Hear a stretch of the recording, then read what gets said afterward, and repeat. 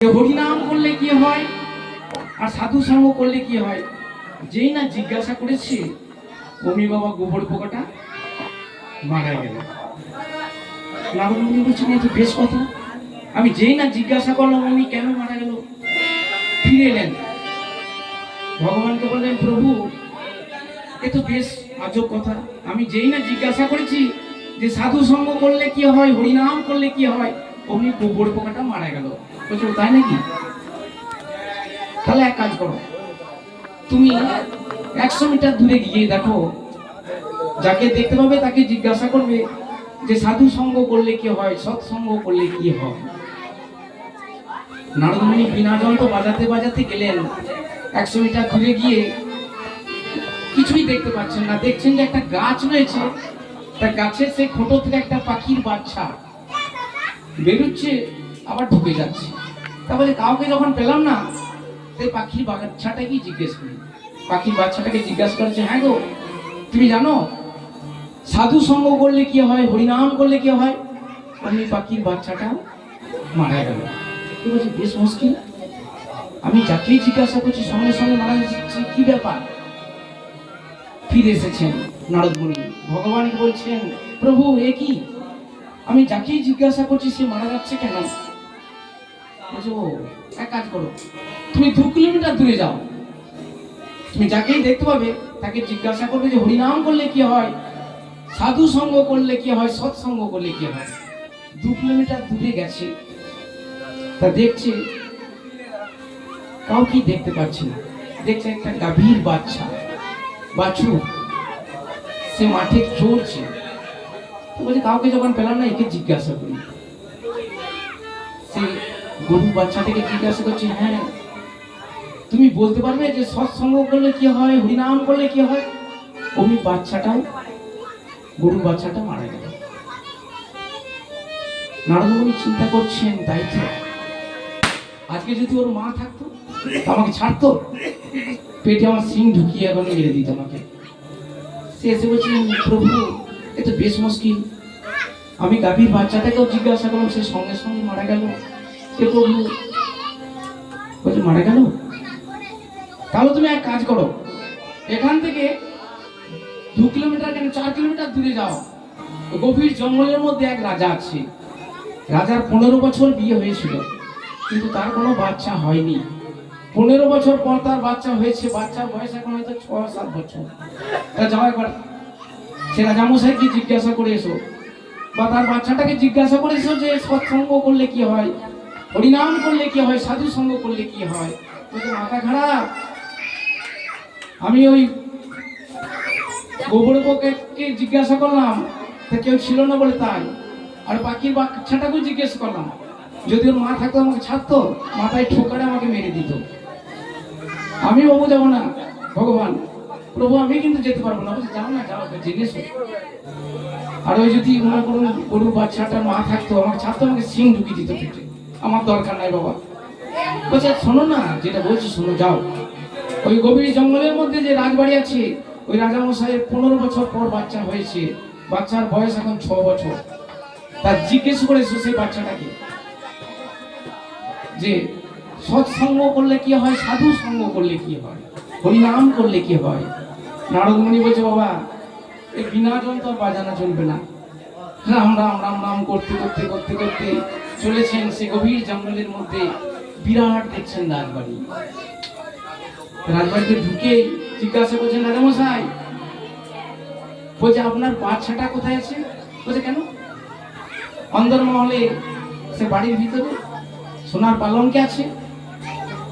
তা রাজামশাই ওই রুমে যদি ঢুকতে যাওয়া হয় তা কটা দ্বার আছে? বলছে কেন? না আমি জিজ্ঞাসা করছি যে কটা দ্বার আছে, যদি বাবা বাচ্চাটা মারা যায় আমাকে তো পাঠাতে হবে, যে মনে করি হোক। বলছে সামনে কটার পিছনে কটা? বলছে শুনুন শুনুন, সামনে আছে 3-4টা, পিছন দিকেও 3-4টা। বলছে যাক তাহলে বাবু আমি যদি কিছু হয়ে যায় না, আমি কিন্তু পিছন দরজা দিয়ে একদম সোজা বাবু একদম সে প্রভুর কাছে যে হাজির হব। তা অন্দরমহলে ঢুকেছেন নারদ মুনি, ঢুকে দেখছেন সোনার পালঙ্কে বসে আছে রাজপুত্র। রাজপুত্রকে জিজ্ঞাসা করছেন, হ্যাঁ রাজপুত্র তুমি বলতে পারো কি হয়, সৎসঙ্গ করলে কি হয়, সাধু সঙ্গ করলে কি হয়। সে রাজপুত্র নারদমুনিকে জোরহাত করে বলছে যে প্রভু, আমি প্রথমে ছিলাম গোবরে পোকা, তারপরে হলাম পাখির বাচ্চা, তৃতীয়বারে হলাম আমি গাভীর বাচ্চা, আর এই চতুর্থবারে সৎসঙ্গ করার জন্য হয়েছে আমি রাজপুত্র। তাই মাগো, যদি সাধু সঙ্গ করা হয়, হরিনাম করা হয়, সৎসঙ্গ করা হয়, আমাদের এই আত্মা শুদ্ধ হয়, স্বয়ং ভগবান দর্শন হয়, এই রাজপুত্র হওয়া যায় যদি সাধু সঙ্গ করা যায়। হ্যাঁ গো মা, একটু হরিনাম হবে? দুটি বাহু তুলে সবাই মিলে একটু হরিনাম করুন না। আজি কৃষ্ণ বলে দুটি বাহু তুলে নাচো রে মন হরি বলে। আজি কৃষ্ণ বলে দুটি বাহু তুলে সবাই বলো, কৃষ্ণ বলে দুটি বাহু তুলে নাচো রে মন হরি বলে।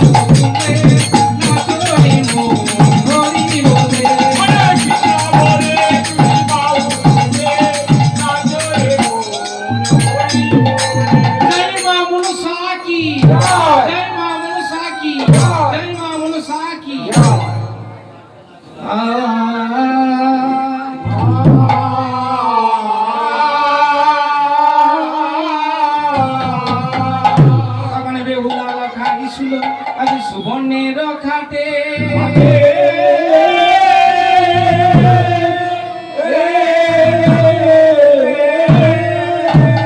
গুলু আটিয়া দিলেন চাঁদে লোহারো কপাটে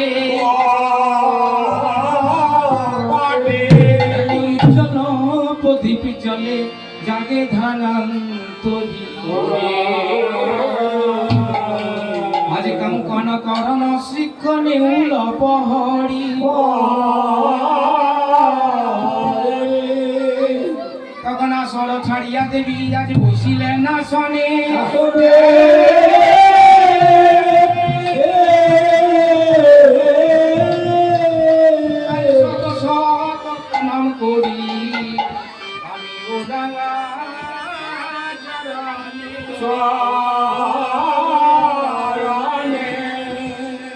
তখন আসর ছাড়িয়া দেবী আজ বসিলেন আসনে। আমি শত শত প্রণাম করি ময়ূরাঙ্গা চরণে। হরে রাম বলো হরে কৃষ্ণ বলো, হরে হরে রাম বলো হরে কৃষ্ণ বলো,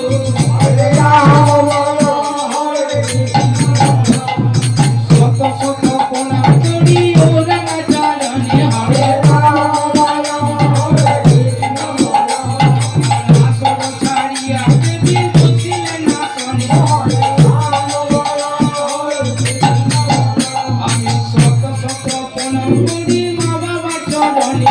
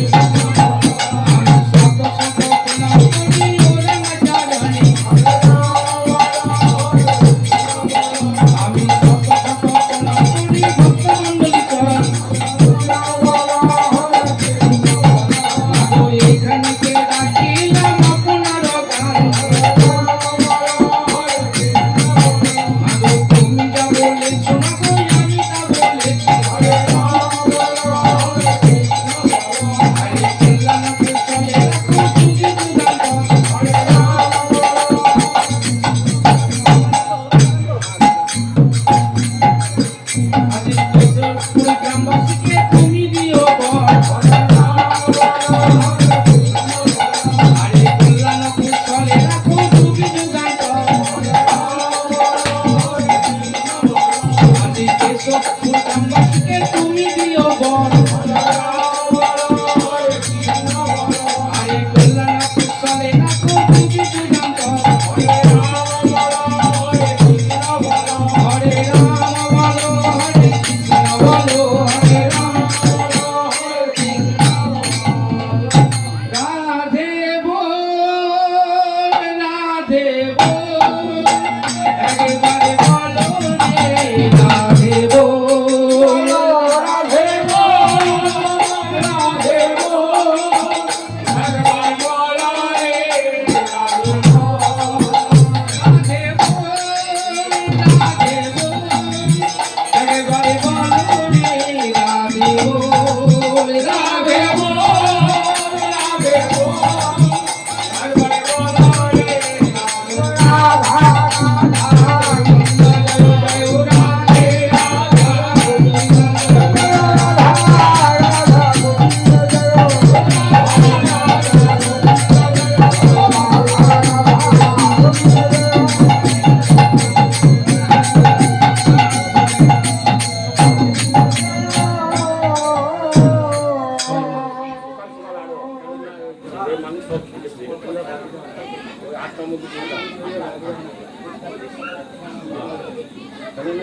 বিশেষ ঘোষণা, আগামীকাল সকাল 8 ঘটিকায় গান আরম্ভ হবে। আপনারা দলে দলে যোগদান করে আমাদের এই ক্ষুদ্র অনুষ্ঠানটিকে সাফল্যমণ্ডিত করে তুলবেন।